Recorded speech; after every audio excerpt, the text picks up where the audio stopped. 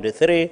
So, Speaker, the genesis of this bill is Article 204 of the Constitution of Kenya, where the Equalization Fund is supposed to be given effect, Mr. Speaker, sir. Mr. Speaker, sir, since 2013 up to today, either we have been using regulations as has been passed before to allow allocations of funds, Mr. Speaker, sir.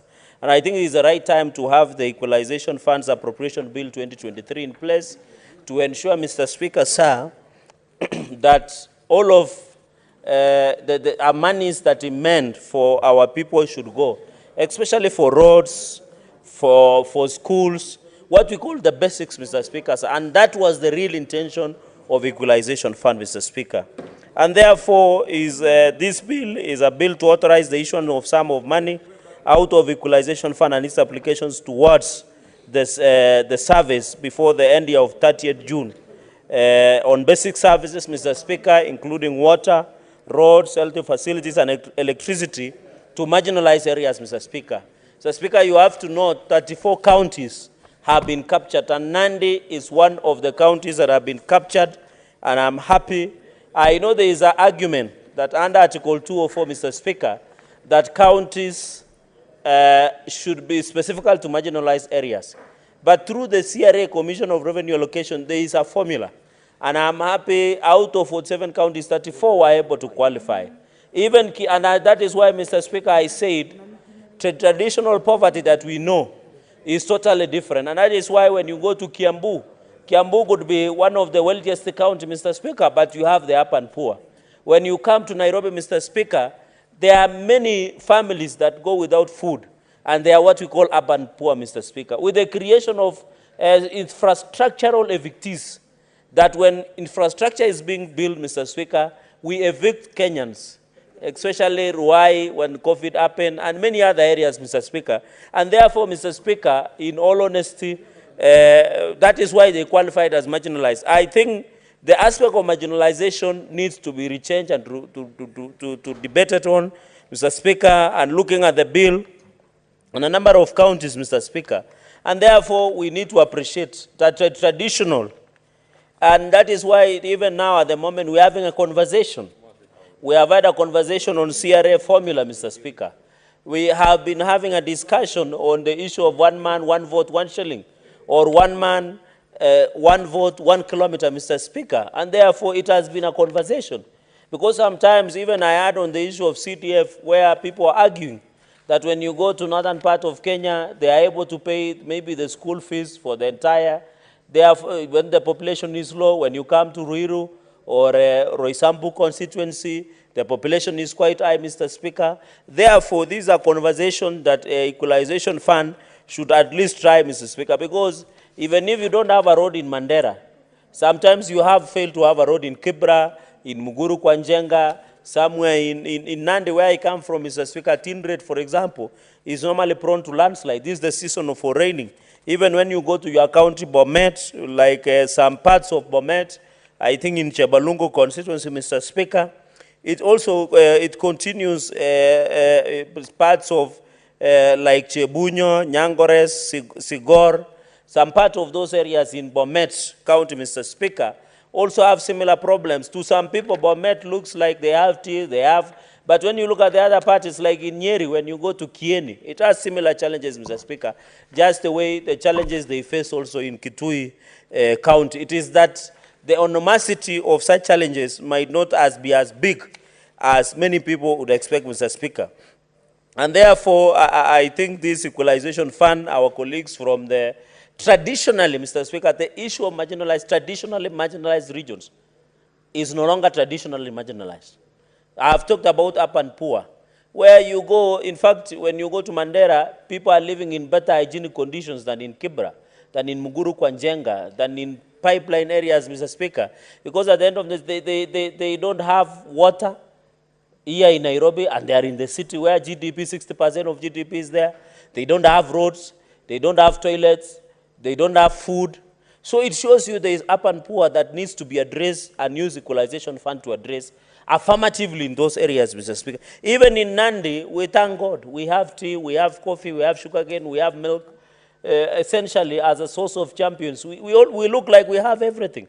But some areas in Nandi, like Tindred Sub-County, part of Kapchorwa ward in Nandi's constituency, Mr. Speaker, is a challenge. Even Soba Songo ward, Mr. Speaker, is also a challenge. And therefore, I'm happy that, and I'm happy of one thing, that this money will not be given through CRF, County Revenue Fund, Mr. Speaker, because it's more of affirmative areas, Mr. Speaker. And it is, for example, in Nandi, and I have indicated Kapchorwa, Mr. Speaker, Kapchorwa ward will receive 16,672,96. That is Nandi Hills constituency will relieve in total 16.672936. That is 16 million plus will go to Nandi Hills constituency and specifically to Kapchorwa. So I hope in the implementation, let us also give priority to the people of Kapchorwa ward in Nandi Hills sub-county to sit as Kapchorwa residents and agree on priority, especially within roads, because the roads in Kapchorwa ward is very pathetic, Mr. Speaker. When it rains now, they are inaccessible, they are cut off from the rest of Nandi, Mr. Speaker. The schools that need to be upgraded, the issue of electricity becomes a challenge. And therefore, when you go to Tindred constituency, I'm happy that Chemelil Chemase, it might look like they have gold, Mr. Speaker. They grow a lot of sugar cane, and Kibo Sugar Factory at Miwani and West Kenya get a lot of nucleus, which Chemase Chemelil is part of it. They get their sugar cane to go and crush.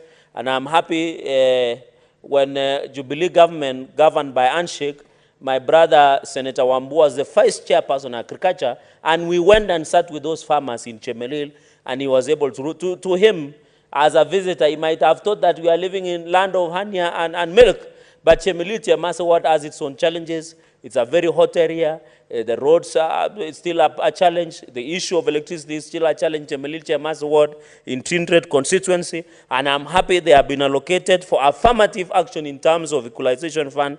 They have been given 15,805,883, Mr. Speaker. Mr. Speaker, even in Songo Soba, the roads there are very pathetic, Mr. Speaker. The electricity is still a challenge in Songo Soba ward, and therefore the Soba Songo ward, Mr. Speaker, is one of the biggest wards in Nandi, outside Kilibwani ward. And therefore Soba Songo ward is still a challenge. The roads to Sokosik, or from the way Konanyanya, all the way to Taunet, to Kabrer, all the way to Kibukwa, Mr. Speaker, all the way you go through and then you come out through Maraba Center, the hospital there. There are many roads within Soba Songa. It's a big, Mr. Speaker, and you have to appreciate that Tindred has a very unique topography. It's a blessing from God, but the maintenance of roads, how you need to do it, and those are those roads, Mr. Speaker. So I'm happy Soba Songa has received the highest with 108 million Kenya shillings, 851,992. So, and Tindred ward, Mr. Speaker, where in our local language, and I think you know this, when lightning is seen, Mr. Speaker, they normally say, so it means, Mr. Speaker, when the lightning, I'm translating, Mr. Speaker. Stick to the parliamentary language. Yes, they say, Mr. Speaker, when you come from Masap, where I come from, and you see the lightning shining at the Tindred, we know it's ready for planting season. So that's part of Tindred ward that shares even up to Wazingishu and many other areas. I'm happy in Tindred ward, Mr. Speaker, they have a total of 15,685,704 that will allow them to improve electricity, water, roads and schools, Mr. Speaker, so that is affirmative. So Tindred ward also has not been left out. It's part of Tajasis. You remember the famous Father Boel. Those are missionaries who tried and improved the lives. Although he died tragically, Father Boel is renowned, is dear to many Nandi residents, especially from Tajasis area, Tindred, Abtengele. Those are areas, Mr. Speaker, that have been very important, Mr. Speaker. Mr. Speaker, in total, Mr. Speaker, the constituency of Tindred will get 140,343,580. 140 million plus will go to 3 wards in Tindred, Soba Songo, Chemelil Chemase and Tindred will get a 140 million plus. Kapchorwa Ward is 16 plus million. Mr. Speaker, we are happy we are getting close to 200 million plus that will go through Equalization Fund to assist projects, especially the basics as per Article and vision of Article 204, Mr. Speaker. Mr. Speaker, I don't know why the Deputy Minority Leader is concerned, yet he sits in Senate Business Committee, and they are the ones that generate what we do on the floor of the House. Mr. Speaker, so this is a very important, bill, and I think Senator Wambua and me are ranking members, and he knows that under Article 96, we have a role to protect devolution. And as a leader, he is the one who ensures that we allocated sufficient time to canvass and put across our points. I will take into consideration what he is saying. Mr. Speaker, when you look at the law, this one should be passed by as a bipartisan.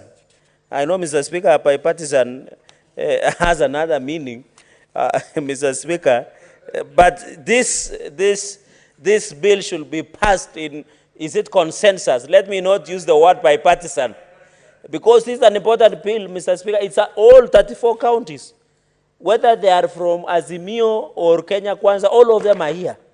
As a Senate, we just need to pass. In fact, I don't know whether Kisii, you know Kisii is where God resides. So I think they don't have many problems, unlike other areas. But, Mr. Speaker, we normally get unique cases from Kisii. That's a story we can have a discussion with my brother, Senator Onyonga, who is a very good company, Mr. Speaker, especially in the evenings. He can give you very good stories, Mr. Speaker. Mr. Speaker, what we need to, when you look at the appropriation bill, this 13 billion that is meant for these counties. And, Mr. Speaker, I don't know whether it was Senator Wambua or Senator Ledama who said under Article 219, when the money is appropriated, it should be dispersed immediately. Mr. Speaker, the Treasury continues to violate Article 219. Because, Mr. Speaker, whenever we collect revenue, we pay, yes, the public debt. The sharing between national government and county government is very clear. Why is it that the National Treasury should allocate, I'm told, more than 129 billion from January to now are yet to be dispersed to counties, Mr. Speaker? I have heard, Mr. Speaker, through your office and the clerk's office, you have always been called us for special sitting to pass cash disbursement schedule, Mr. Speaker. Counties are coming to a complete shutdown. I want to appeal to the CS Treasury. As much as we agree that there are challenges in terms of collecting revenue because of political temperatures, that my brothers continue to put it very high.